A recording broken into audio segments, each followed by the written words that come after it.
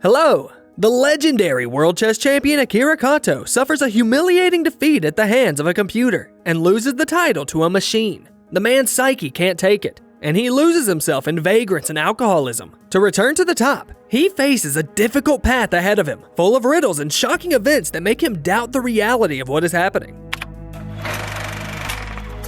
Chess is a game in which you must free yourself from all emotion so that the mind becomes clear and calm. And each piece must be willing to sacrifice itself for a common goal, the fall of the enemy's king. In the Great Hall, the chess match of the century is taking place.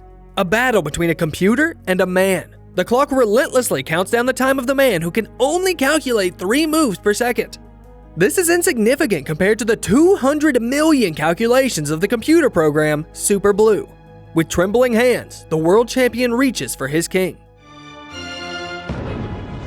Champion is in checkmate. The man suffers defeat and clutches his head, overwhelmed with resentment and shame. The audience laughs at him, and the commentator makes mocking remarks. 3 years later, in an alleyway littered with garbage, a drunk with a bottle of last night's booze in his hand wakes up with a hangover among other vagrants like him. In front of him, he sees a couple of men in black suits. They take him under the arms and shove him into a car, bringing him to a skyscraper, and leave him in an ornate hall decorated with statues. An old man appears from behind one of them, leaning on a cane. The rich man says he's looking for a certain man and hints that the drunk can help him.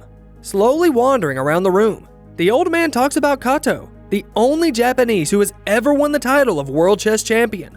The old man calls the man a legend because no human has ever managed to beat him, and only a machine could defeat the champion, creating the first precedent of its kind. Unable to withstand the shame, the previously undefeated champion cursed and abandoned chess, disappearing without a trace.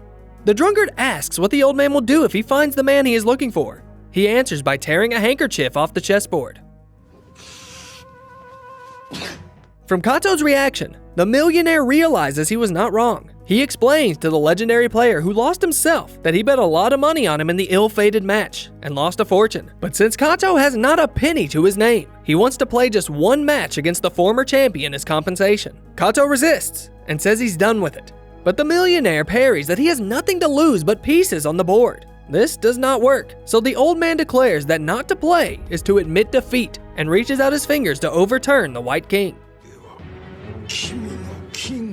Memories and anger from defeat overpower Kato's principles, behind which hides his incredible fear of the chessboard. He stops his opponent's hand and calls his move, sending a white pawn forward. The game has begun. The black pawn meets the white pawn in the center of the board. But in his moves, the treacherous old man seems to take advantage of the tips he receives through the earpiece he hides from Kato. Not suspecting a dirty trick and assuming the opponent in front of him is weak, the protagonist does not even sit down at the table and continues to call the moves from his memory. During the game, the old man continues to talk, poking at Kato's emotions. He compares chess to a battle on a real battlefield. He imagines that the pieces are soldiers who feel the pain and agony of their death on the board. The rival continues his psychological attacks, reasoning that ordinary city dwellers also participate in the game of love or enterprise, sacrificing their lives. Kato is annoyed and asks him not to violate the etiquette of the game with unnecessary talk. The millionaire concludes that all men yearn to win and asks how Kato felt when he lost to the machine. The man replies that it was unbearably painful and he will never forget that day. Uncontrollable nausea at the sight of a chess drawing confirms his words. Next, the old man touches on a very personal subject and argues that Kato needs a psychiatrist, not alcohol, because he can never really give up chess. He clearly wants to get back into the game, but he can't for fear of losing again. So instead, he's just slowly killing his body and mind. Emotions overwhelm the ex-champion again, and suddenly he begins to see strange things in the window. The passersby under the window freeze into the exact position that is formed on the chessboard. The old man takes out a pawn with his move, and in the street, the man in black stabs the man in white. This frightens Kato, and he asks his opponent if he's imagining things. In response, the old man tells him to go out and check for himself. The scene on the street is unchanged, and people are standing still. Kato pulls a bloody knife from the body of a wounded man. Before its death, the white pawn only asks his commander what his next move is. The other pieces leave, leaving the hero in the middle of the square with a corpse and a bloody knife in his hands. The woman screams and points her finger at Kato, and the man backs away, arguing that he is not to blame for the murder. The hero ends up in a psychiatric clinic for an appointment with Dr. Tomoda. He recounts the incident, and the doctor, who admitted him 3 years after his defeat, points out that it's similar to his nightmares, in which he was attacked by giant chess pieces. Kato also recalls how his wife tried to soothe his anxiety, but he only rejected her help every time. The pictures in Tomoda's office show 3 people sitting in front of a chessboard: the doctor himself, Kato, and his wife. His old acquaintance and the woman were waiting and looking for him after the hero left home in a fit of shame and despair. He no longer considered himself worthy of the role of husband and protector.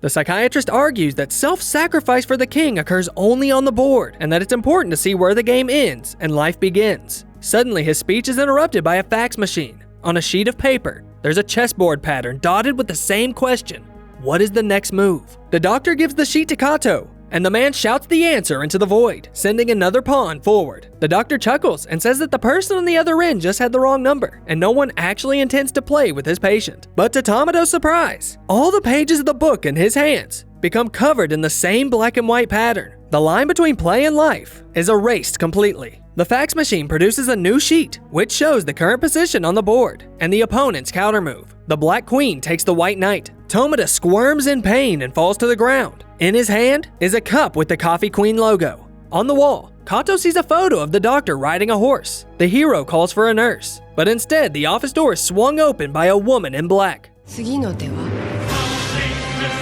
Kato runs away, but meets the boy in black, who also asks about his next move. This time, the chess player leads the king forward. The boy threatens the man by showing him a drawing of a beheaded champion on a sheet. In a panic, Kato tries to flee, hearing only the old man's words in his head. They are just figures, but the deaths were real. He finds an open car in the parking lot, and the keys are there too, but the car also turns out to be part of the playing field, and rides diagonally, like an elephant. This becomes the next move in the game. The hero gets out and gets into the corner car, the rook, but it won't start. It's the opponent's turn.